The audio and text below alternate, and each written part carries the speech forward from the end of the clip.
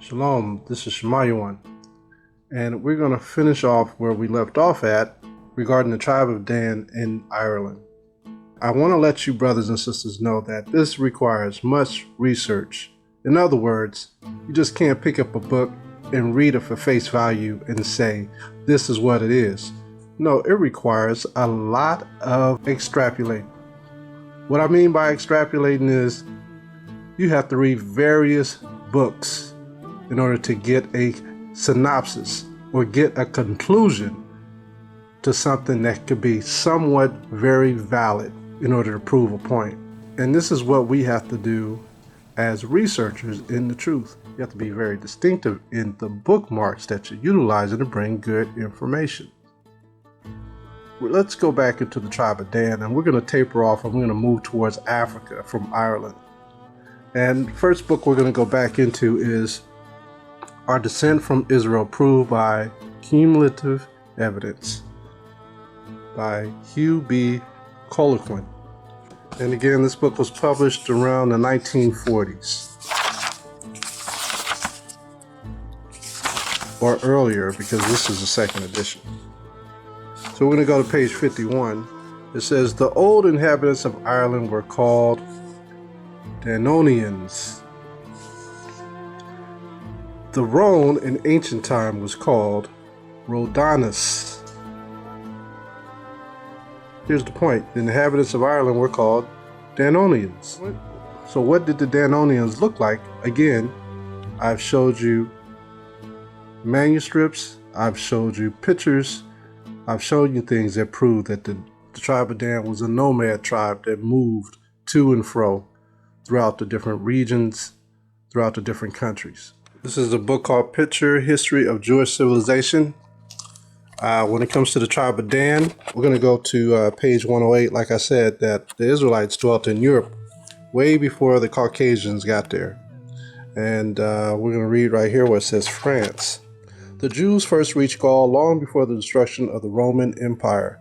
The Jews of Gaul, which is also called France now, like those of Spain and Italy, enjoyed full civil rights, and their condition did not become worse during the early period of conquest. The Jews engaged in trade, crafts, and medicine. There were even landowners among them. They bore arms, had non-Jewish names in addition to their Jewish ones, and lived in peace and unity with their Gentile neighbors. So as you can see, the Israelites, we dwelt in France, we dwelt in Spain, we dwelt in Europe, we dwelt in England and Portugal long before the Roman Empire even got started. And this is how the tribe of Dan and the tribe of Levi and Simeon went abroad. Now I'm going to go to Our Descent from Israel Proved. This is page 142. I'm going to drop down to number 5 here. It reads, Dr. Alfred Edersheim, born in Vienna of Jewish parentage in 1825, converted to Christ, entered the ministry of the Free Church of Scotland, and later the Church of England ministry. Messiah. Let's drop down. Mixture with the lapse into Gentile nationalities seems to have been in the mind of those rabbis who ordered that if at present a non-Jew wedded a Jewess, such a union was to be respected, since the stranger might be a descendant of the 10 tribes. This is where you get a lot of the so-called Caucasian people claiming that they're Jews. And there may even be a small percentage of them that may be Jews. But there's more of Negroid and Native American Indian descent that are actually Jews than any other ethnicity in the world. Truth be told, that's the mystery of the matter. Here's a book called The Invention of the Jewish People by Shlomo Sand. Now, I could bring out another book to show you that a lot of the Caucasus, a lot of the people who dwelt in the Caucasus mountains converted to Judaism. They became proselytes in the 9th century and the 10th century. But for all of those naysayers who disregard the testimony of the author of the 13th Tribe book, We're going to use this one instead. And this gentleman was a professor in Israel. Let's see when this was published. This was published in 2009. Page 225. Page 225, and it reads in the second paragraph, Speaker of Iran, and what this is going to tell you is about the conversion of the Caucasians to become Jewish people. This is where it started. It started in the 8th century, 9th century. It reads, Alana, speakers of Iranian dialect, who lived under the Khazar Aegis in the mountains of the northern Caucasus. The Cambridge document contains the statement that in one of the Khazars, many wars against their neighbors, only the king of the Alani was in support of Khazaria, for some of them observed the Torah of the Jews.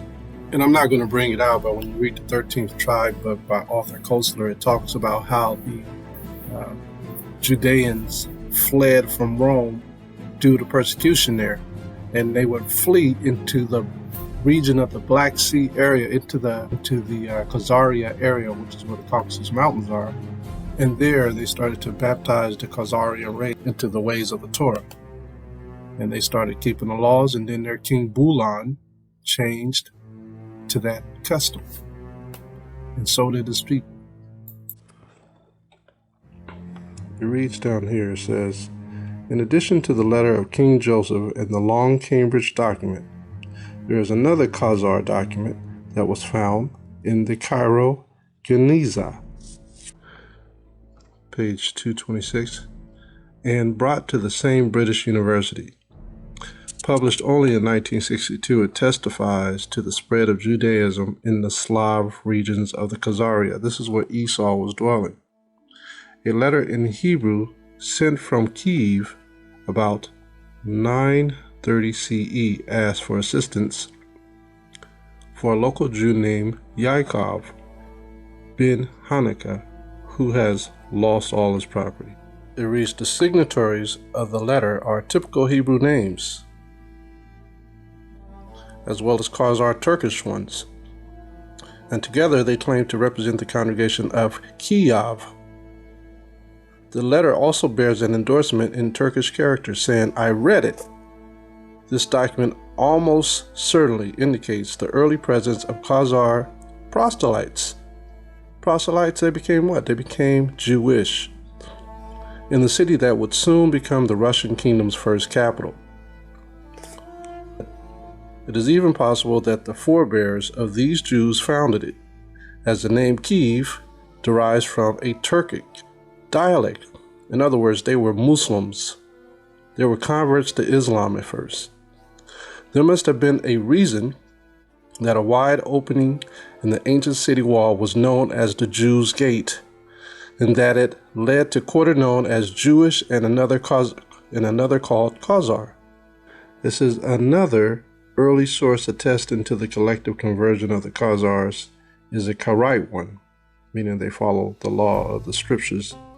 In about 973 CE, one of Yaakov Kirkasani, a scholarly traveler who was quite familiar with the regions around Khazaria, wrote a commentary in Aramaic on the verse, the Most High shall enlarge Japheth, Genesis 9:27.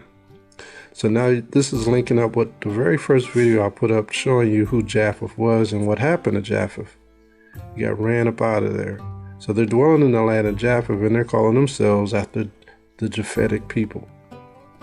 It says, this is what the words mean. He will dwell in the tents of Shem, which grant him a favor and advantage. And some commentators think that this refers to the Khazars. Okay.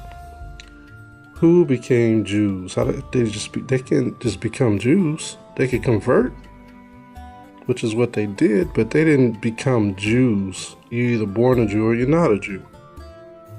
Just to give you some understanding of when they actually became Jewish people, around 973 CE. In the history books that they all write, specifies that they always start with the 8th and 9th century with their rabbis and so forth.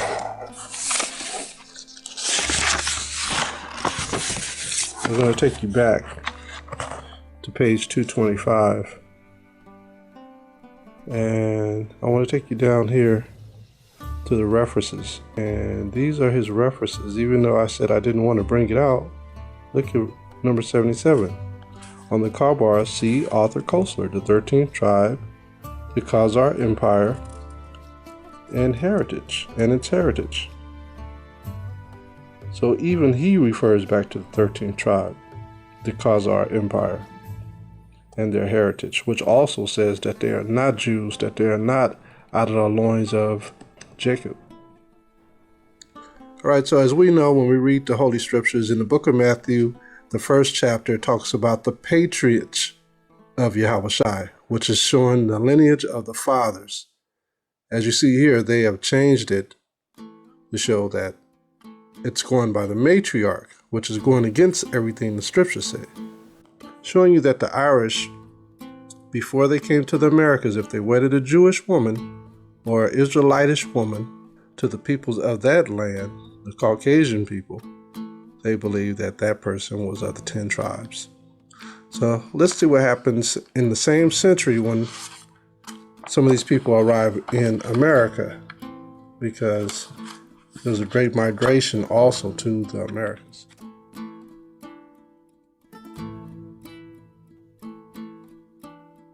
This book is called How the Irish Became White, and this is written by Noel Ignatieff.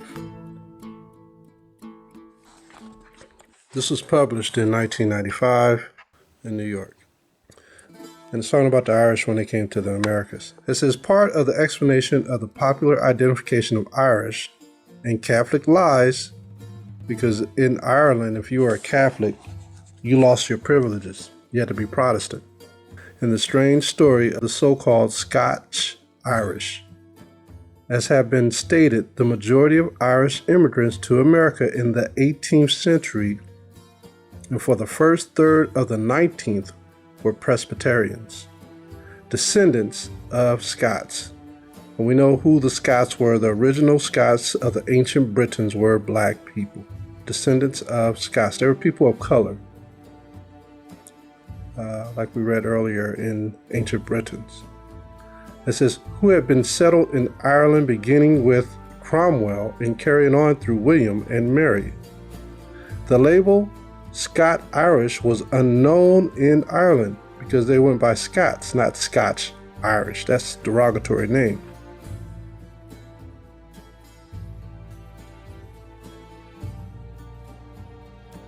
Many Protestants, Ulsterites, had married with native Irish women, which were people of color. They were Jew from the tribe of Judah, and their children grew up as simply Irish, while they were members of a favored race. Okay, so these women were either some kind of Jew. They were either from the tribe of Dan, from the tribe of Judah, from the tribe of Levi, and the Caucasian people, because remember the Romans went into Ireland, and then they conquered a lot of the lands in Ireland, and that's how the Irish became white as well. But a lot of the Jews were still there. It says, while they were members of a favored race, they had the same grievances with the Church of England and the British commercial and landholding systems as did the Catholics. From the time they began immigrating to about 1850, Irish Protestants were known in America simply as Irish. Check this out, watch this. As Wilt notes, the sharp distinction between Irish and Scotch-Irish developed in the United States in the last half of the 19th century for reasons that were primarily American. What was going on in America? They were looking at color. Color was a big problem in America. So they were making a division between the actual Irish, those who look like mulattoes, versus those who were newly Irish people that came from Rome. After the great influx of Irish immigrants and the problems created by the sudden boiling over of the melting pot, the Scot-Irish insisted upon differentiating between the descendants of earlier immigrants from Ireland and more recent arrivals. Just letting you know that the Scot-Irish versus the Scots, totally different people. Let's read this last insert. This is page 40, the second paragraph, and it reads, "On their arrival in America, the Irish were thrown together with black people on jobs and in neighborhoods, with predictable results. The census of 1850 was the first to include a class it called mulattoes, enumerated 406,000 nationwide, including 15,000 in Pennsylvania, the largest number for any free state. Applying that ratio to the 3,000 Negroes living in the heavily Irish Monumentsing district, whose total population was 24,000, gives a figure of over 800 persons of mixed ancestry, or 1 out of every 30. But prior to that, when they came over here, they were of mixed origin too, see? This is what they look like when they came over. This is the Irish immigrant. Who do you think is Irish right here? It's the one on the left. Who's the new Irishman? It's the one on the right. Look what it says down low. Patrick just landing. This is Patrick. By my soul, you're black. Old fellow, how long have you been here? And it says Niger, imitating the brog, just 3 months, my honey. Pat, by the powers, I'll go back to Tipperary in a jiffy. I'd not be so black as that fur, all the whiskey in Rostria. Now you can see there was a difference. The first Irish that came over here were coming from descent of Jewry. See that? And they were of mixed origin. They were more than likely mulattoes. In this book called Islam in Britain, from 1558 to 1685, it discussed also the conversion to Islam, those who were in Christianity. And if we go to page 41, the fourth paragraph, it reads here where it says 113, where I have highlighted here, it says coercion was necessary to prevent Christians from freely converting to Islam. Why? Why were Christians freely converting to Islam and not by force? Look at this. For an English sailor like William, the domain of Islam was not the present terror of the world. On the contrary, it seemed to him to be the domain of opportunity and desire. That was at that time. Okay, so opportunity and desire, I mean, if you wanted to go into politics, you could. If you wanted to be a part of the economy, you could. If you wanted to soar through the military ranks, you could. And that was the difference. If we go over to the next page, these are the people who were converted. And it says, English of a convert to Islam along with other captivity accounts, but non-converts sheds light on the social background and status of the renegades. That's going from one religion to another. Converts to Islam nearly always came from the lower social ranks. The sailor, the ship's cook, the cabin boy, the trader, the fisherman, and the soldier, although there were occasions where men of status also converted. So you see, these converts were freely converting. Let's drop down to where I have this highlighted. It says, but converts also hailed from the big cities of England, Scotland, and Ireland, and took to the sea out of financial need.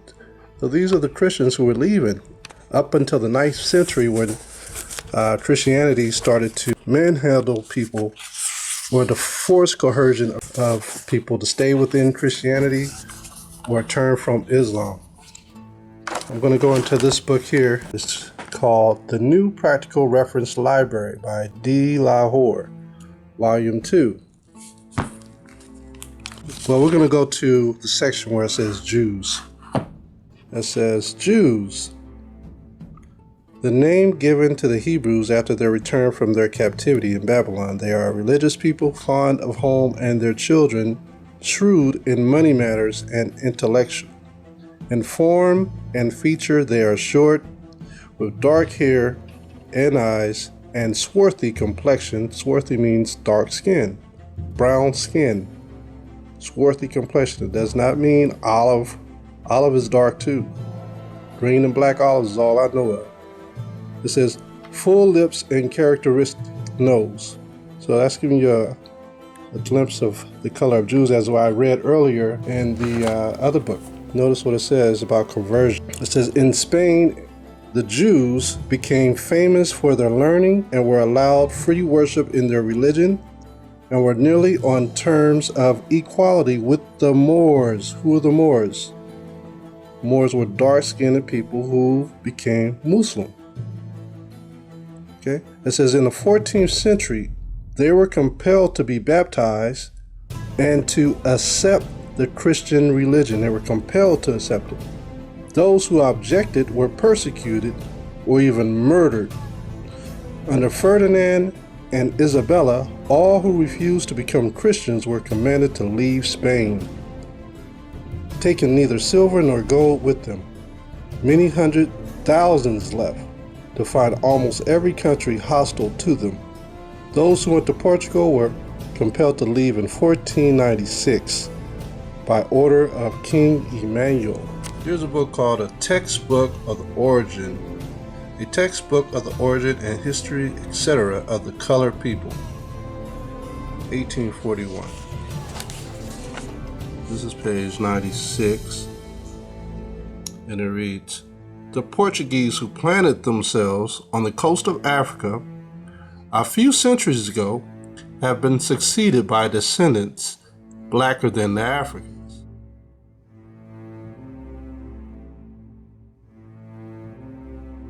I gotta take you here. If we're gonna talk about Portugal being in West Africa, I gotta take you to this book. It's called The America, being an accurate description of the New World by John Ogilvy Arnoldos Montanus. What I like about John Ogilvy is he is what you would call an antiquarian. An antiquarian is someone who writes things as they are, unlike historians like to input their own personal feelings into things. But an antiquarian writes as they see what's going on. And so going into this book is going to be pretty interesting when it comes to talking about Portugal.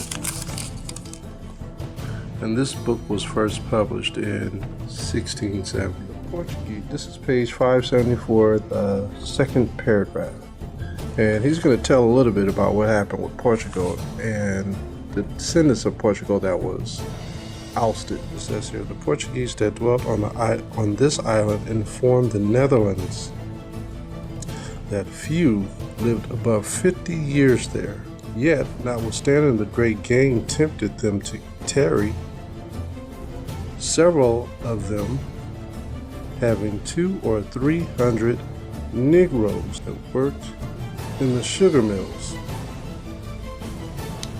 that John III, King of Portugal, sent a colony thither above 200 years before, whom, though the unwholesome air destroyed, yet the place was not left desolate. For he sent new inhabitants, who first settled in Guinea, next in Angola, and lastly on the island of St. Thomas, which is out there near Africa, that so they might be the better used to the air, that the said king sold all those Jews for slaves that refused to embrace the Roman religion. What's the Roman religion? Christianity, Roman Christianity. And caused their children to be baptized, from whom coming thither in great numbers. Most of the present inhabitants were descended. So who are we speaking of? We're speaking of the 300 Negroes who are actually Jews. who were sold for slaves. See that? So the Negroes and the Jews were the same people. The Negroes and the Jews were the same people. So the statement that we just read in the book that we're going to go right back to, and so now you're going to understand that the Jews who were descended from Negroes were darker than the original Negroes that were living in Spain and Portugal. But they were Jews.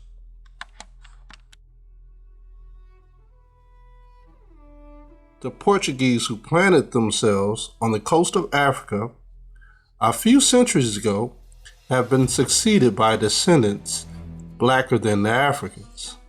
A stronger case still to be found in the fact that the descendants of a colony of Jews originally from Judea to the coast of Africa are black.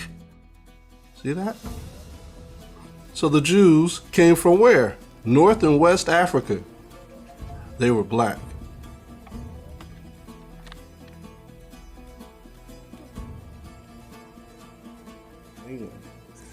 This is in 1253. It says, and in 1253 their condition became so unbearable that they asked leave to go from England. They were persuaded to remain, but in 1290, under Edward I, they were driven out. Many went to Germany and France, where they received the same treatment that had met them elsewhere. For their 100 years, no Jews were allowed in England. See that? Which goes hand in hand with what we read in this book, Islam in Britain. This is a book called Picture History of Jewish Civilization. So I'm going to go to the second paragraph. You're going to see why a lot of the Israelites were converted to Islam, and they weren't just because they were converting to Islam is because they had to live in that land, but they really didn't convert. They were still practicing their customs. So I'm going to read the second paragraph, and it reads here: in the book Nastarat the Rabbi Simeon Bar Yohai, The Secrets of Rabbi Simeon ben Yohai, written in Palestine in the 8th century, there is a beautiful legend which expresses the feelings of the Jews of that generation and their hopes for their people. And when he saw that the kingdom of the sons of Ishmael would eventually spread throughout the world, Simeon Bar Yohai wept and said, Atonement of the universe, is it not enough for your sons what the evil kingdom of Edom Rome did to them, that you must also send the kingdom of Ishmael against us? The Holy One, blessed be he, answered, do not fear, son of man, for the Holy One, blessed be he, brings the kingdom of Ishmael only to save you from the evil one. And he sets a prophet of his choice over them, who will conquer the land of Israel for them. And they will come and restore it to the Jews. And there will be great hatred between them and the children of Esau, which is also called Rome. This is why a lot of the Israelites hid behind Ishmael, because they saw Esau, Edom, Rome, the Italians, the French, the Visigoths, they saw them as the enemy. So why would they convert to Christianity? There it is, written in writing, black and white. Page 55 of the same book. And we're going to go to Hebrew place names in Spain, because we may go back over Spain and Portugal. I want to bring this out. Spain and Portugal together constitute the land called the Iberian Peninsula, or Iberia, which is Spain and Portugal. This name is derived from Ibrahim, or Ibrim, meaning in the Hebrew language, Hebrews.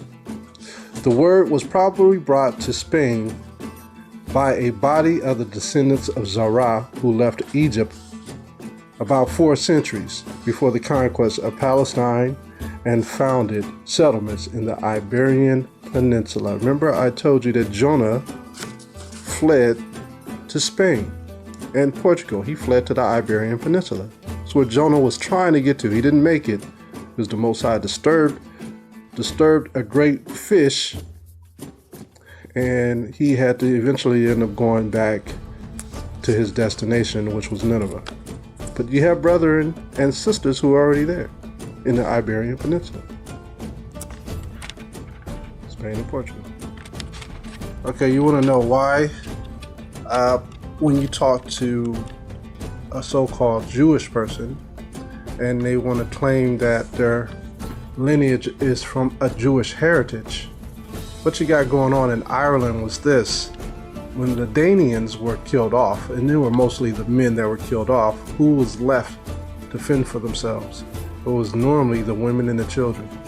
So the women and the children either became Christians, they had to convert from being Israelites, from keeping their forefathers' beliefs, to becoming Christians. So when these women and children became Christians, they were open to marrying other nationalities. And so this is where you get the heritage of the so-called Caucasian race becoming Jewish. They took it from the women's lineage, the matriarch lineage, not from the patriarch lineage. And so when we look at this book in page 142, it says, "In what has been said, no notice has been taken of those wanderers of the 10 tribes whose trackless footsteps seem as mysterious as their after fate. Mixture with and lapse into Gentile nationalities seem to have been in the mind of those rabbis who ordered that if at present a non-Jew wedded a Jewess," what is a Jewess? A Jewess is an Israelitish woman, or a woman from a father who could be of the 12 tribes of Israel. "Such a union was to be respected, since the stranger might be a descendant of the 10 tribes. So people failed to realize what the 10 tribes were. This is why the hunt started with the 10 tribes, where they started to search for customs relating to the 12 tribes of Israel pertaining to the Mosaic law. And this is when they went into the Native American lands of America, or Arcereth, and this is how they found those who were keeping the customs of the Israelites. Later had to be deemed Israelites because they kept the customs perfectly. Meaning what? Meaning that they were the 10 tribes of Israel who were lost in a strange land, which was Arcereth in America, as well as in other parts of the world. But we'll get into that on a later video.